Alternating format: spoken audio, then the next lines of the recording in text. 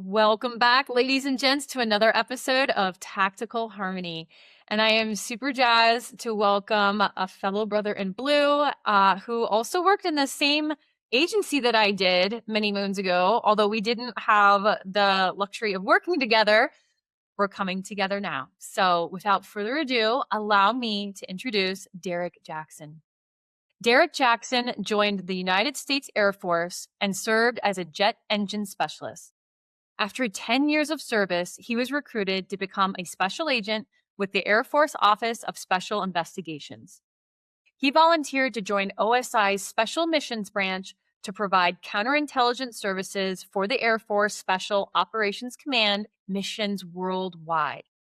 After 21 years of service, Special Agent Jackson retired from the Air Force. Derrick is now a fiction author and released his debut novel, Shadow One, as part of the Shadow One series in 2024. Derrick, welcome to the Tactical Harmony Show. Hey, Rebecca, thank you so much for the invitation. This is exciting. Let's talk about the journey to Air Force OSI and how you went from being a jet engine specialist for all those years to being recruited by OSI. Yeah, sure. So, I joined the Air Force right out of high school. I wasn't ready to go to college, didn't know what I wanted to do. I joined the Air Force and they offered me an opportunity to be around airplanes, which, I couldn't see myself in the Air Force and not be some way involved with the jets. So I was a jet mechanic at Dover Air Force Base. I worked at the back shop, repairing the jet engines. I was trying to have a follow-on assignment to Japan, but somehow I ended up in Hawaii for 4 years. That was a nice surprise. So, I worked on the flight line on, the transport aircraft for 4 years. And as soon as I got to Hawaii, I was a little bit older. Now I'm around 23, 24. And I'm starting to realize, I really like working on airplanes, but it wasn't something I wanted to do for the rest of my life. And I went to an FBI recruitment briefing on base. And I had started, before that, kind of thinking about federal law enforcement. I went to the FBI briefing and I was thinking, okay, this is what I want to do. But, I'm still in the Air Force. I can't just get out. But there was an opportunity right before me with OSI, the Office of Special Investigations. And so I went and talked to them, and they said, well, you're on a 4 year tour. You've got to complete your 4 years first before you can come talk to us. So I had to go 4 years with, this in the back of my mind. PCS back to Florida. And as soon as I got there, I called OSI. Hey, I want to come talk to you. I'm interested. And they told me, well, you have to be on station for another year before you can apply. So it took me 5 years before I could even, take the first step. And when that time was up, I hesitated because I had been waiting for so long for this opportunity. When it was there, I kind of chickened out a little bit, got a little bit nervous because, I've been waiting all this time. What if I don't have what it takes? What if I'm not what they're looking for? And so I put it off for a couple of months and finally built the nerve up to, pick up the phone and start the recruitment process. Wow. And those years and 5 years must have felt like a lifetime to someone young in their 20s. Oh, it did. It did. Because at that point I'm still trying to find myself. Of I, course. I part of me felt kind of guilty for cross training because I had a lot of good friends that worked on the airplanes. But it was a bit different because when I did cross train, usually you go off the training, you go off the flat seat, and then they'll send you to a different base to start your career as an agent. But they sent me right back to the same base that I was already stationed at. And so, in May, I'm a jet engine mechanic wearing dirty BDUs covered in jet fuel and hydraulic fluid. Then I come back in October and I'm wearing a suit with a gold badge on my hip. And the same people that I worked with 6 months prior are looking at me like, wait, something's off here. Were you OSI the whole time? Were you undercover the whole time you were working with us? So as some acquaintances go by the wayside. Some people stop speaking to you, and that's fine. That's when you realize who your true friends are. Yeah. Amen, brother. I hear that. And for those that don't know, when we're talking about FLETC, it's the Federal Law Enforcement Training Center. And that's where we train to become credentialed criminal investigators. And then Right. we had our specific add on academies. And those that know me know that I was an Air Force OSI agent for a very short time before NCIS, but the majority of my career was with NCIS. But yeah, my first duty station, my only duty station, was at Nellis Air Force Base in Las Vegas, Nevada. So that's where I did my tour at Detachment 206 back in the day. Can I ask what year that was? 2007. Okay, okay, yeah, 2007, yeah. So that's when I joined, and then at the very end of 2008 is when NCIS picked me up, and then I went out to Marine Corps Air Station Miramar in San Diego, where Top Gun was filmed. Cool. All right. So, all right, let me ask you this. What has been your favorite duty assignment, either as a special agent or a jet engine specialist? Like if you had to choose one place, where yeah. I'm gonna have to split it. I gotta give you two answers. okay. So location wise is Hawaii. You know, Honolulu, Hawaii. How can you beat it? You know, there for 4 years, and I even had a really good time. You know, working on a fight line at the time because the weather was perfect. So if you're gonna work outside for 12, 13 hours a day, there's no better place than to do it in Hawaii. Assignment wise, was my assignment with the Special Missions Branch, uh, based at Herbert Field, Florida, in the Panhandle. Yeah, it gets hot there, but the mission was, we were a counterintelligence team. We were embedded with the AFSOC, Air Force Special Operations Command, with their units, and our job was to go out to locations around the world in advance of some AFSOC missions, and conduct those threat assessments. You know, and determine where the safest place for our people to stay, the safest routes of travel, developing contacts with the local military, local police within the embassy, and just around the cities and towns that they're going to be visiting. We then bring that information back, share it with the people who are actually going to be conducting that mission, and based on where they were going and the level of the threat, we may go back with them, not to get in their way while they're conducting their mission, but we would be maybe 2 or 3 levels back to try and detect if anyone was surveilling them. So we couldn't be too close. We had to be back so that we wouldn't be part of the surveillance as well. That does sound like a lot of fun. There's a lot of parallel when I was stationed in Italy for many years, and I had my assigned countries, and I got to go in advance of Yeah. the warship or whatever kind of maritime security exercise, and it was awesome. I'm like, is this real life? This I'm getting paid to do this Yeah. in Ukraine and Romania and Latvia. I mean, what a cool experience. Yeah. So you have a lot of experience in counterintelligence, and I'm curious because having worked in that field myself and national security, there's a lot that we do that we can never talk about. We never will talk about.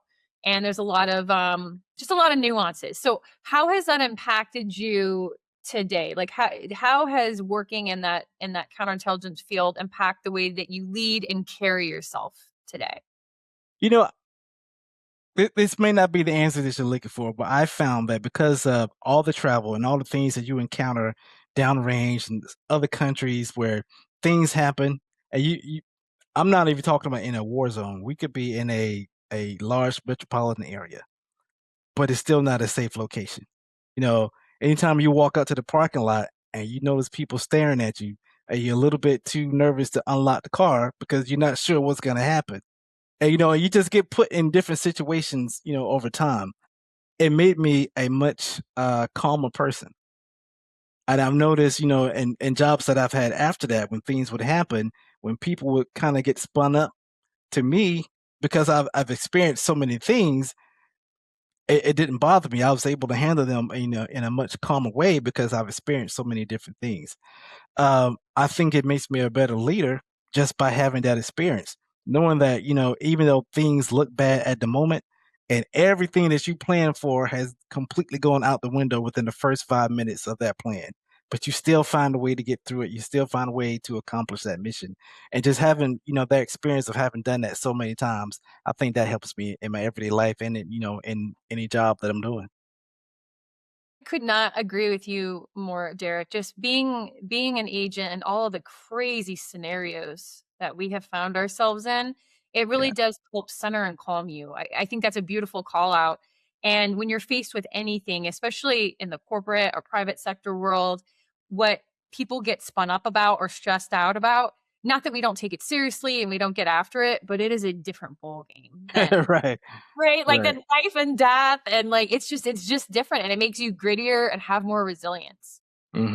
Absolutely. And sometimes they look at you a little bit strange, like you said, they think initially maybe you're not as concerned about the situation as they are, and you are. You just, it doesn't affect you initially the same way. It doesn't mean that you're not taking it serious. It's just you have an ability at that point to really think about things, think it through instead of responding emotionally from the very beginning.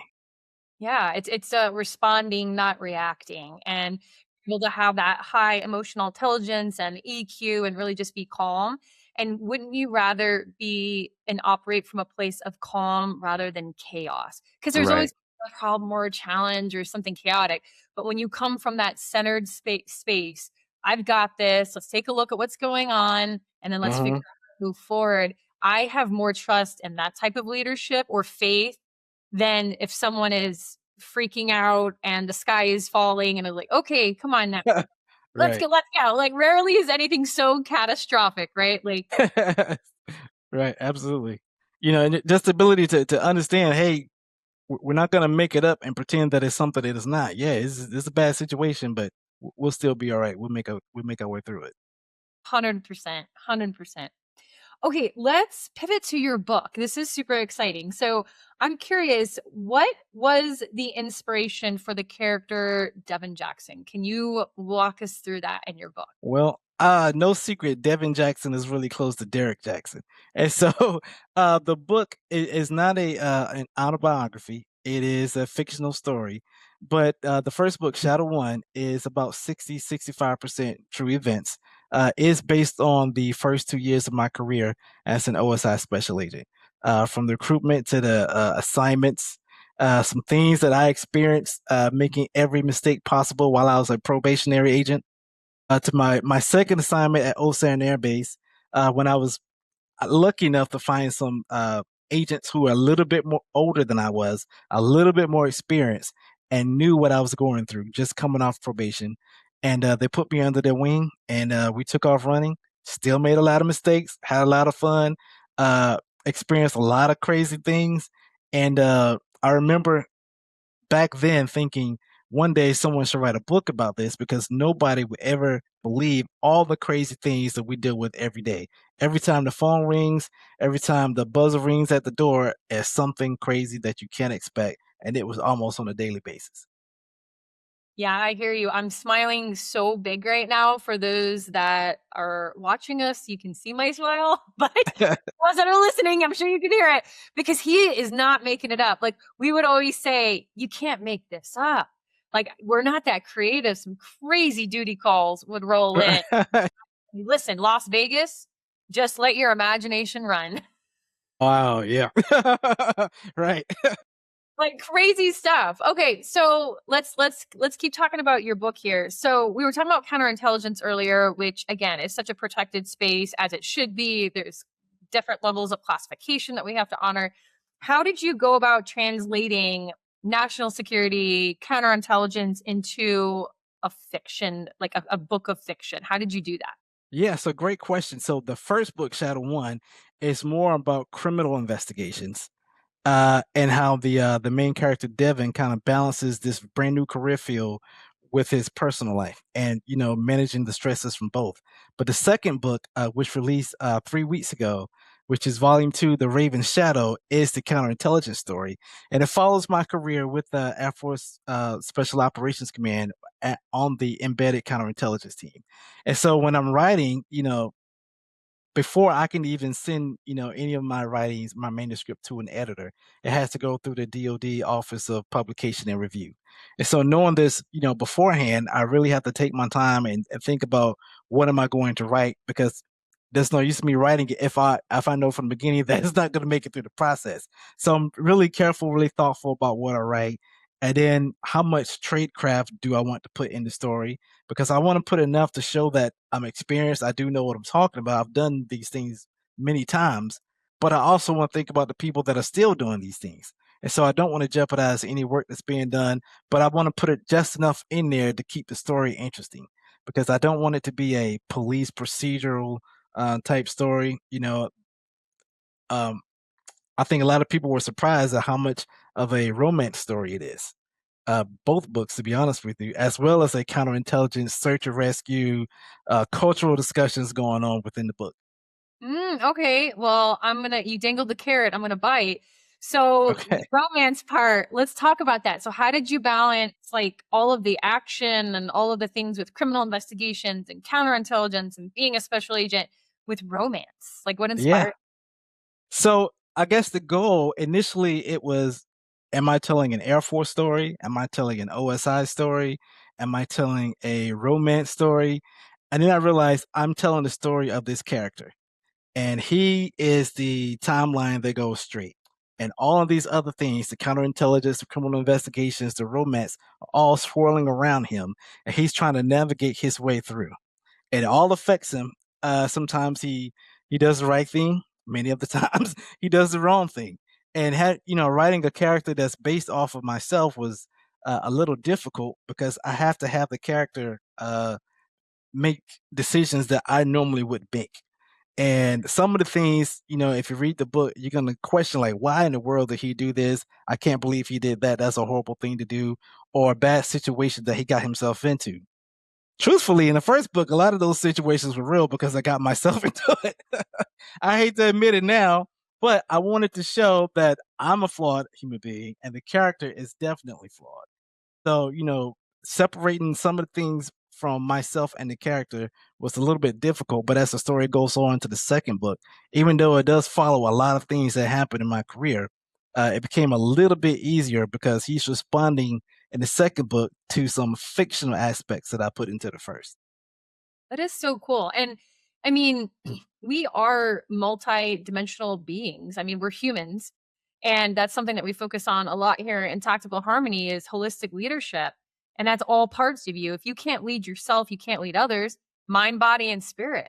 And Right, so right, that's really cool how you didn't just make it about, law enforcement and being a Fed and the badge and the gun. And that's certainly awesome and very sexy and exciting and all the things, but there's so much more to you as a person.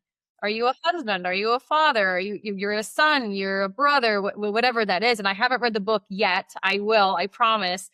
But there's so much more to you, and it makes it more relatable for people, right? Like whether you're in the military or you are a special agent or not. I mean, it makes it more, well, one, interesting, but there's so many parts to us as humans, and that's the right. fun part of life.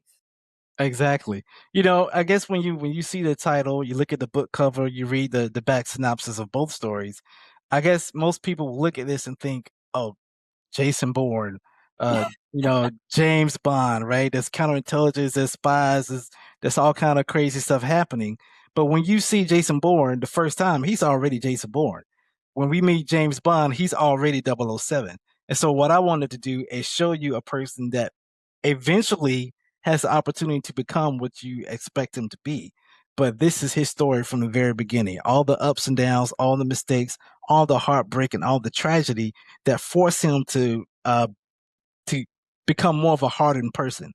And so the Devin that we see in the second book from the very beginning, which starts a year and a half after the first book, is not the same Devin from the volume one. Because of the tragedy that he faces and the things that he has to pull himself through, you can see why he has become the way he is. And then the second book is there's a lot more action. The first book, there's the romance story, there's character building, there's world creation, and kind of giving you the background, what it's like to be in the Air Force, what it's like to be an agent, some of the training, some of the investigations.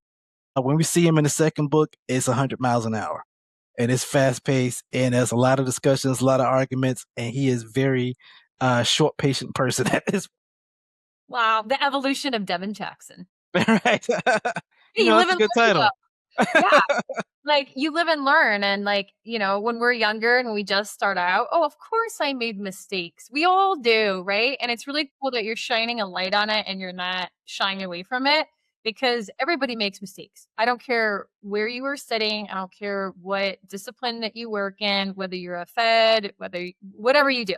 We all make mistakes, so it's kind of cool that you're giving us a peek behind the curtain a little bit, whether the fiction and nonfiction, that, it happens. It happens to all of us. And it's really what you do. And people may they say this sounds very cliche or, corny, but it's what you do after that. It's what you do after you make the mistake. I mean, you fall down, you don't stay down, you get back up, you get back in the game, and then you're stronger, better, leaner, and faster. You go. There you go. Okay. So when people read these books and maybe Shadow One or the second book, what do you want them to take away? Like when they leave the book, when they finish the book, what do you hope that you have achieved? Number one, I wanted to tell a great story that is entertaining, a story that people remember, a story that takes you through every emotion possible. You're gonna laugh. There are gonna be times you're gonna be frustrated at some of the decisions he makes. There's gonna be a lot of action. There'll be times you'll be sitting on the edge of your seat, and if I could bring a tear to your eye one or two times, I think I've done my job. Oh, I love it. Oh gosh. Okay. Well, that's awesome. And before we part ways, we'll make sure we tell people where to go find the book and all the things, and we'll make sure that we put the links in the show notes below. Um, Derek, I'm curious, like what's your secret sauce? So you're a busy person, you've got a lot of stuff going on, and you're an author. What keeps you operating at peak performance? Finding the right inspiration. I never had any intention of being a writer until I decided, I want to try it, and I was scared to death. The first day I'm sitting in my laptop looking at a blank Word document, and that cursor is just blinking, and it's just dared me to even attempt to write a book. And I wrote the first page 6, 7, 8 times and kept erasing the whole thing because I didn't think it was good enough. Just the first page. And so getting past, my own doubts, uh, once I was able to do that, then it got a lot better. Getting past the first page made things a lot better.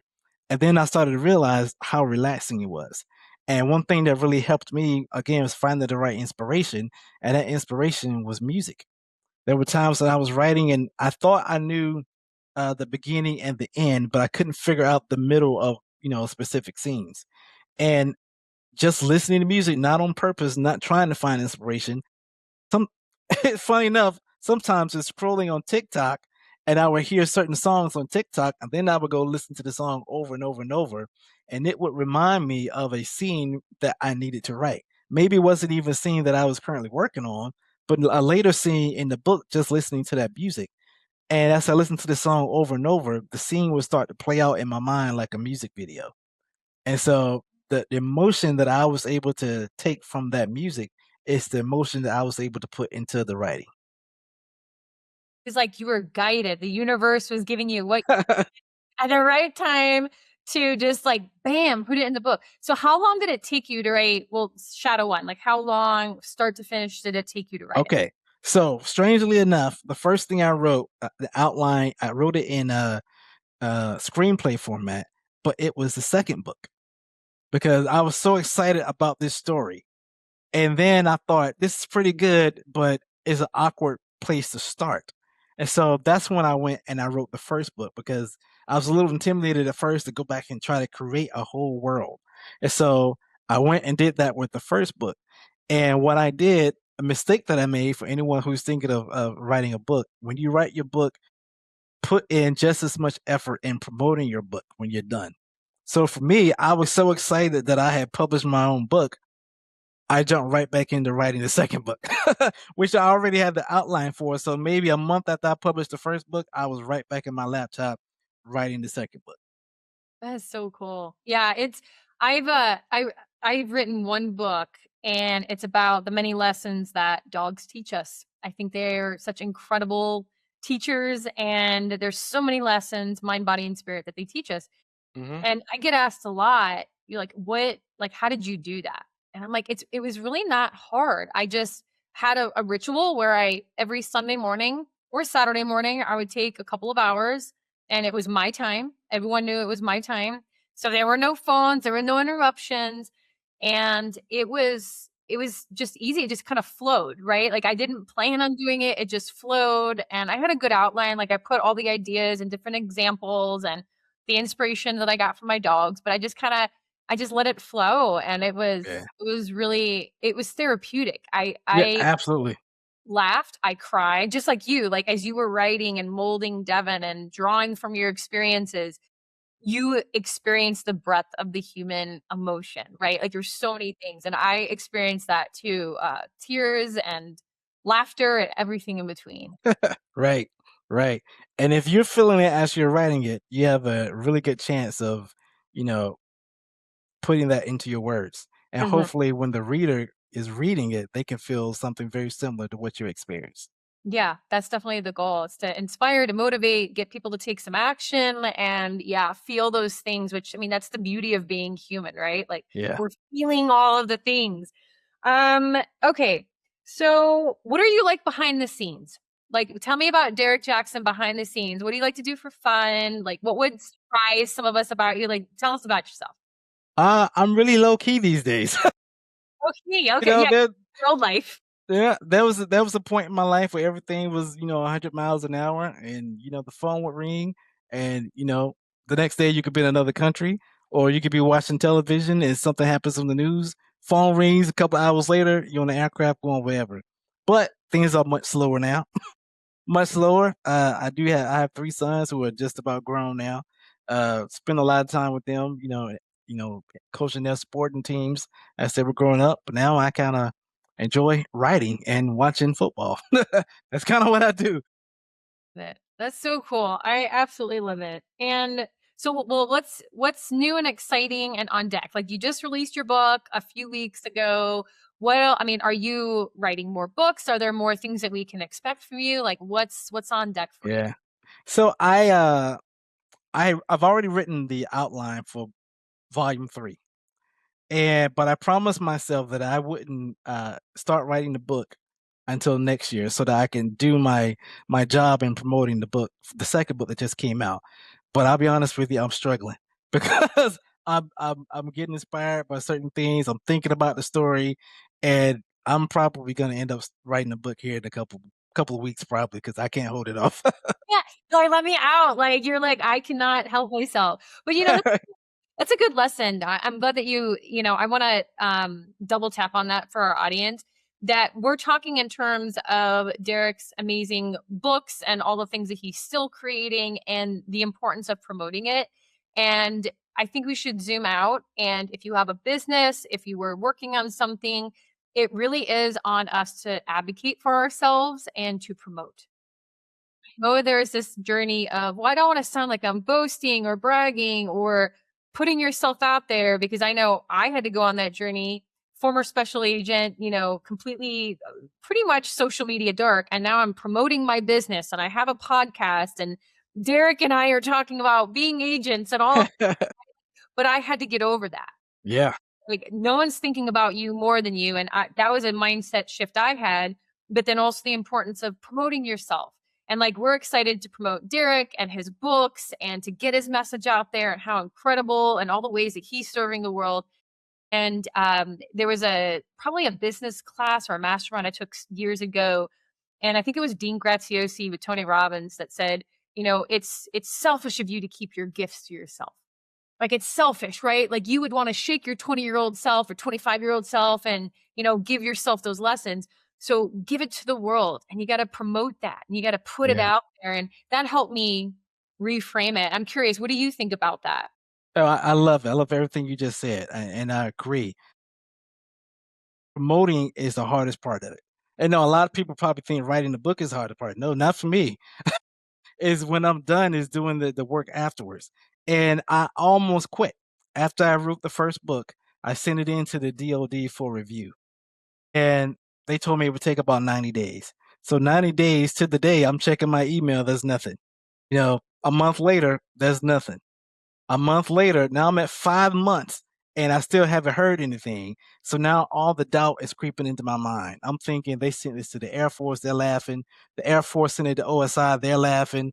Everybody in headquarters at Quantico is laughing at me. And even if it does come out, everybody else is going to laugh.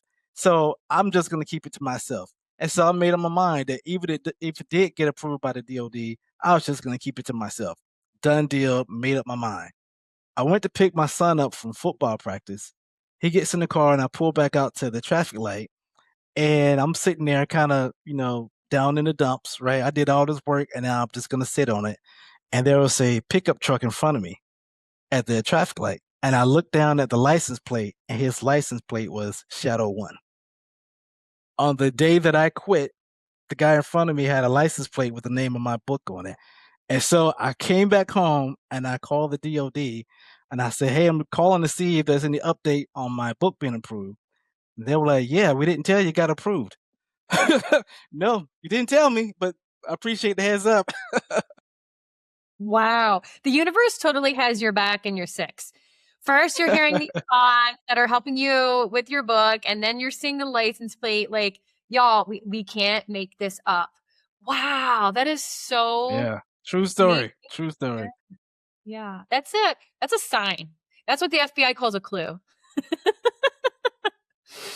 Oh, So I far, it's love worked it. out pretty So good. cool. Okay. So I ask every podcast guest the same question before we part ways today. What takeaway message or theme would you like to leave our audience with here today as it pertains to either leadership, mindset, or performance? And that's always a very good question. Follow your heart.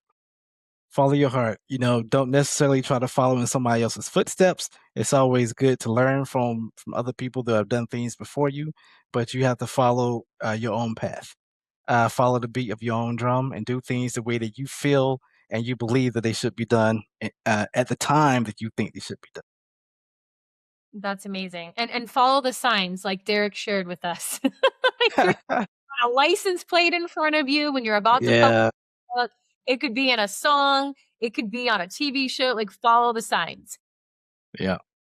I got to figure out a way to put that in my book, by the way. You have to. We'll make sure that we share this with the world, and I hope this podcast reach everyone that it needs to, so they can get your book. Which leads me to my last question, Derrick. For those who want to reach out to you, learn about you, your books, where can they find you? Where can we direct them, and where can we get your books? Yep. Yep. You can find me on my website is derrickmjackson.com. My books are there as well. And my books are also available on Amazon. I'm happy to say that my latest book, which came out 3 weeks ago, as of yesterday, was a number one new release in my category on Amazon. Yes. Oh, what category were you in? It was fiction, African American mystery, and thrillers.